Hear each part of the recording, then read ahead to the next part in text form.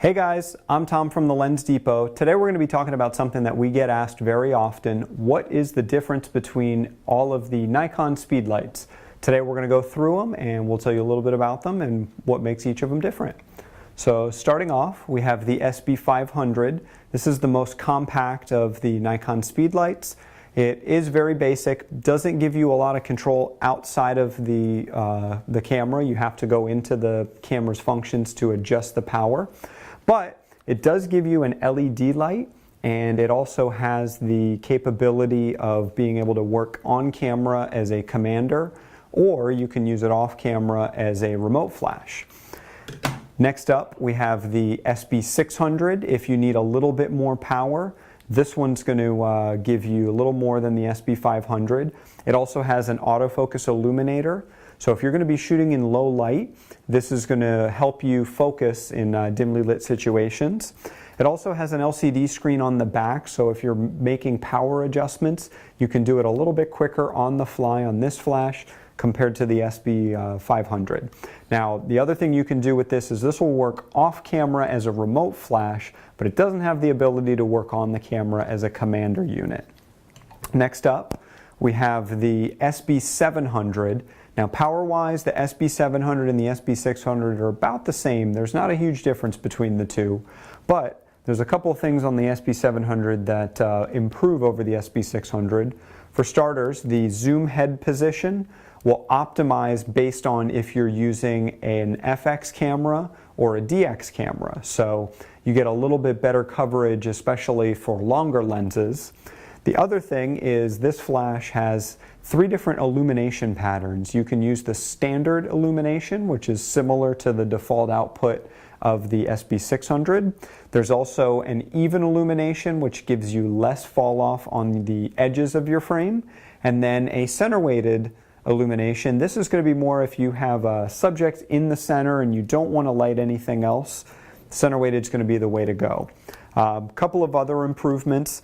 The interface on this is much cleaner than the SB600. It's a little easier to navigate. You don't have to remember button combinations. It just has a full-blown menu. And then this also has the capability of being able to use to work as an on-camera master flash, but you can also use it as an off-camera remote flash. So it does give you a little bit more flexibility in that regard. Next up, we have the 2 top-of-the-line flashes, the SB900 and the SB910.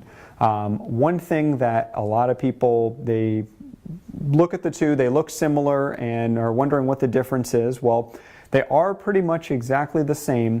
There is one key difference on the SB910. Nikon on the SB900 and on the SB700 introduced a thermal cutoff. So what that does is when the flash is working too hard and it's potentially going to overheat, the flash just shuts down on the SB900. It will stop working until the flash cools and then it will start working again. On the SB910 and on the SB800, they've adjusted the thermal cutoff setting where the flash will slowly increase the recycle speed just to prevent the flash from overheating. And then once you hit that cutoff, it can still shut down, but it is much, much harder to make that flash shut off. Now, real world situation, on the SB900, it is still very difficult to get it to shut off, but if you are working the flash too hard, it's certainly possible. They just make it a little easier on the 700 and the 910. Now, getting into the features of this, you do have more power compared to the SB700. And the commander mode on the 900 and the 910 is a little bit more robust. You can control 3 different groups as opposed to 2 groups, and you have more finite control over the power or function setting in each of the groups. The illumination patterns and the zoom head optimization is the same in the 900 as it is in the 700. The other key difference is going to be on the front of the flash. You have the capability to connect battery packs such as the Quantum Turbos, and you also on the side here have a PC sync port if you want to connect the flash to a wireless radio system such as the Pocket Wizards. That pretty much does it for the basics of all the flash. If you do have any questions, you're always welcome to get in touch with us, or you can visit us online at thelensdepot.com. Thanks for watching, and we'll see you soon.